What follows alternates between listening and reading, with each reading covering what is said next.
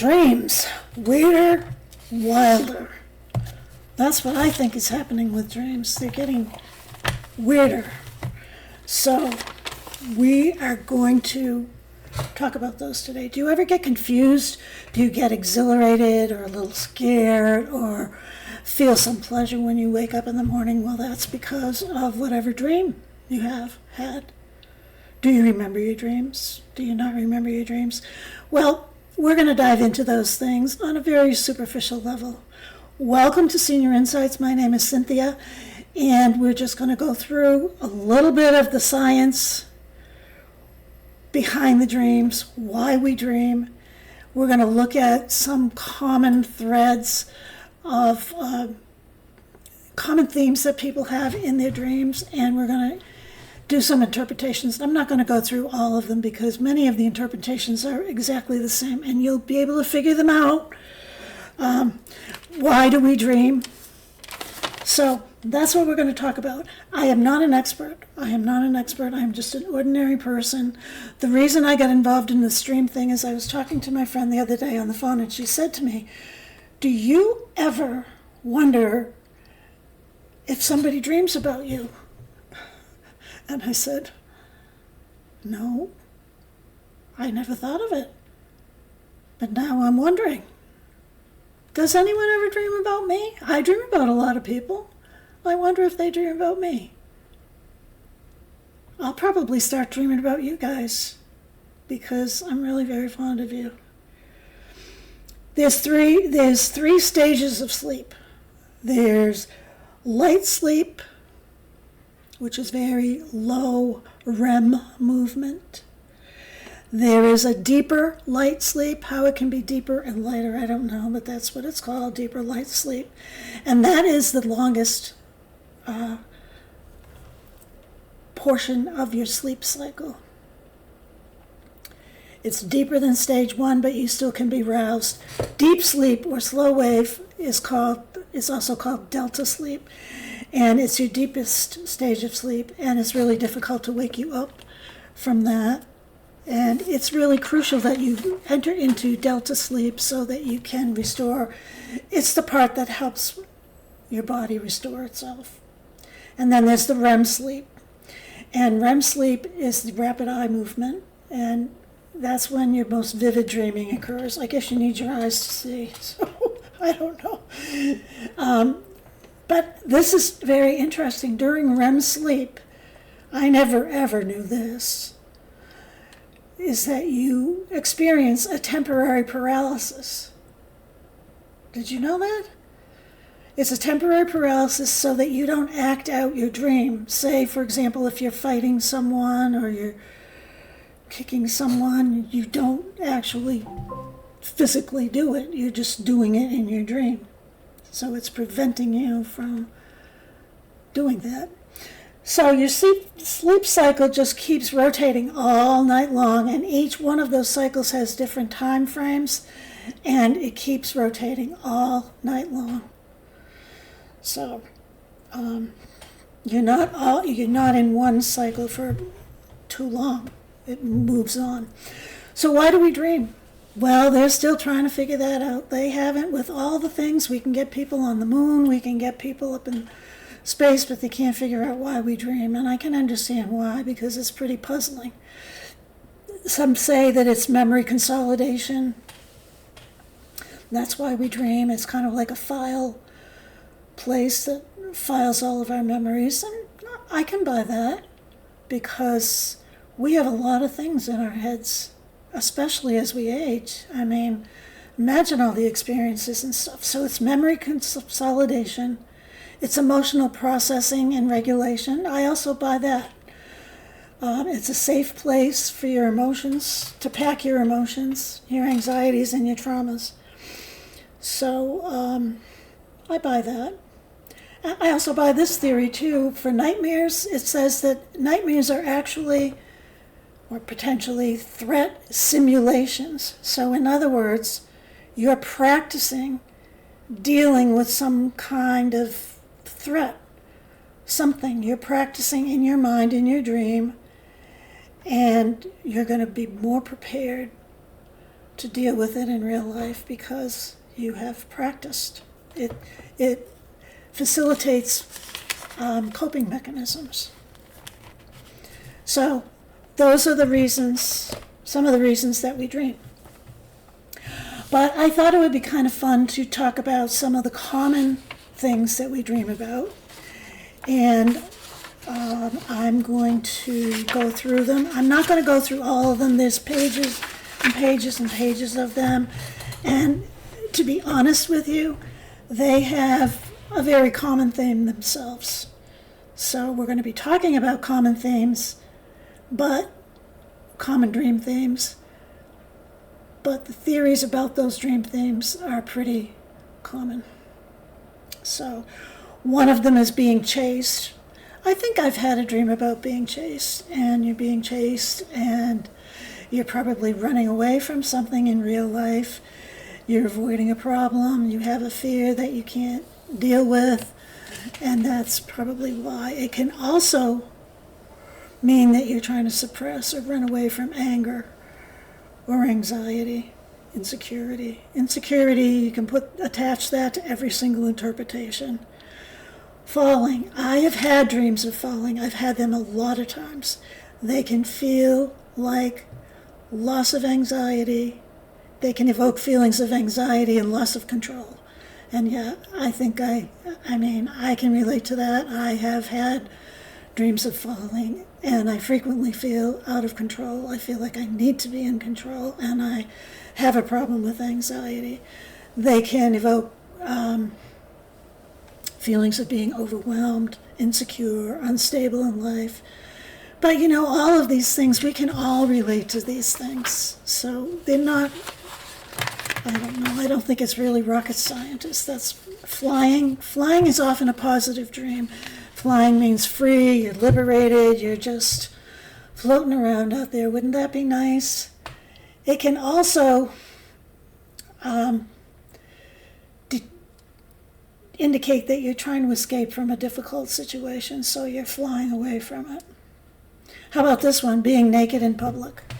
Well, I'm going to share with you my view of being naked. I believe that God did not make you with clothes. You were born naked, and you're going to go out of here naked. So I don't have a problem with nudity. However, I don't walk around in front of my friends nude. As a matter of fact, I don't even walk around this house nude. It's my feeling about what nudity is. But if you're dreaming about being nude, you are afraid of exposure. You're afraid maybe of judgment. You feel like a phony. You worry about revealing your true self. On the opposite side is if you're walking around naked, you may feel like you have nothing to hide. And that's a good thing. Losing teeth. Losing teeth starts to make you feel like you're powerless, that you're insecure, you have anxiety about your appearance, or you're aging, or you're having difficulty communicating, speaking. It can also symbolize significant life changes or death or a loss. So, that's not a good one to have. So don't dream about losing your teeth. And then another one is dreaming about death, either your own death or a loved one's death. And that could be that it's not a prediction. It's not a literal prediction. Instead, it usually symbolizes endings in a job, endings in selling your house and moving, endings in a relationship. It could also mean, I have to go get the dog. Here's a big one for me. Taking an exam or being unprepared. I dream about this all the time. And what I dream about is my nursing registration exam. And that was 56 years ago. I have been a nurse for 56 years. I was terrified of taking that test. I was terrified that I wouldn't pass. And I did pass by the skin of my teeth, but I did pass, and I was a registered nurse. But all these years, I have had dreams about sneaking through the test, not really passing, faking my way through all my nursing jobs. I fooled them because I really wasn't a registered nurse. I mean, this is serious insecurity and anxiety and stress. No wonder I'm the way I am. But it's also a symbol of being tested in your waking life too. It can mean that you're unprepared for life challenges, but for me, it's specifically actually taking a test. It was a fear of failure. It was just an awful feeling, and I get that in my dreams. And then when you wake up, you have that awful feeling. You relive it over and over again. Now here's another one: finding money or valuables. I have never found money in my waking life or in my sleeping life. Never, ever. So you're very fortunate if you're finding money, because you're discovering probably hidden talents, resources, or your feelings of increased self-worth. So it's a good thing most of the time to find money. It might represent a recognition of your potential and that good fortune is coming your way. So find some money tonight in your dreams. Now, this is a big one for me: houses or buildings. In dreams, houses often represent yourself or different aspects of your life, of your psyche. And in the homes, you might have specific rooms that you categorize and put like boxes. You put, stress in this one, anxiety in this one, and joy in this one. I don't know. My dream is about one specific house, and the one specific house is this house that I had with my first husband. And I loved that house. I loved it more than I loved him before. When we first got married, I loved that house. I was young, 21 years old. It cost $21,000. We put a $5,000 deposit on it. We were rolling pennies to get up enough money for the deposit. Our mortgage was $138 a month. It was cool. It was a 9-room Victorian with marble fireplaces, 5 of them, hardwood floors, beautiful. It was the original owners. It had been in a family for over 100 years. Anyway, I loved that house. I dream about it all the time. I used to dream about it practically every single day. And I told you that I dream about my ex-husband all the time. The first husband. I've only been married twice. All the time. I dreamt about him last night. I don't understand what that's all about. I dreamt about his mother, who I loved very much.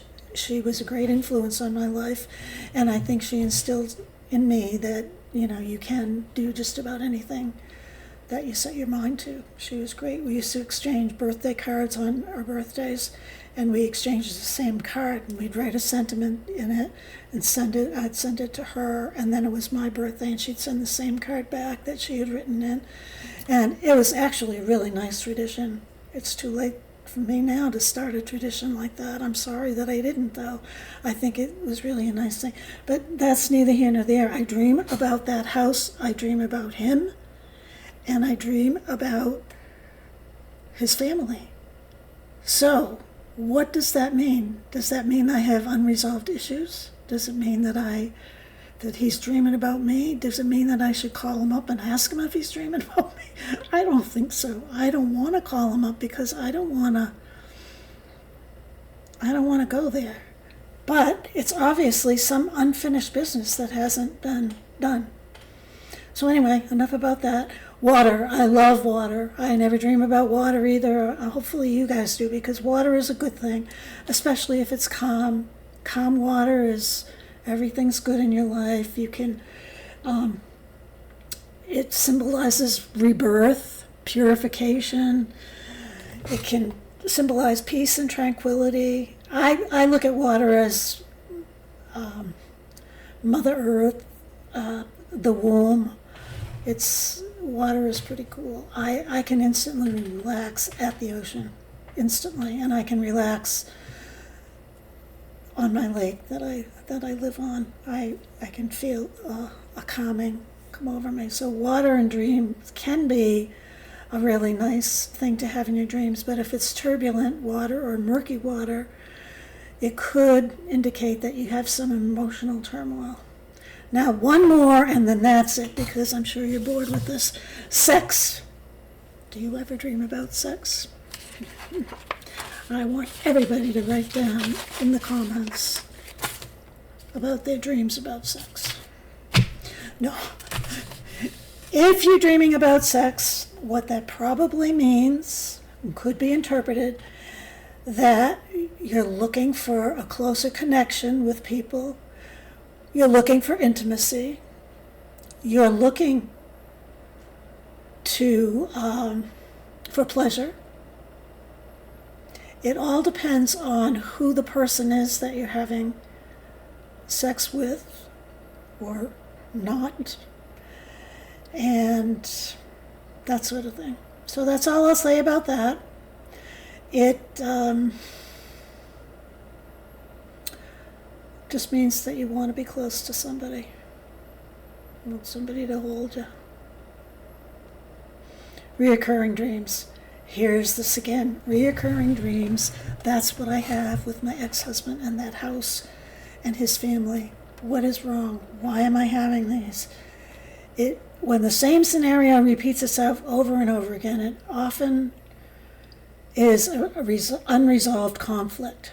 It's a persistent stressor or unmet need in your waking life. So this is very serious. I have got to figure this out. Maybe I need to go to a shrink and analyze it, or maybe I need to call him. I should call him and ask him if he ever dreams about me. I don't think his wife would really appreciate that. Anyway,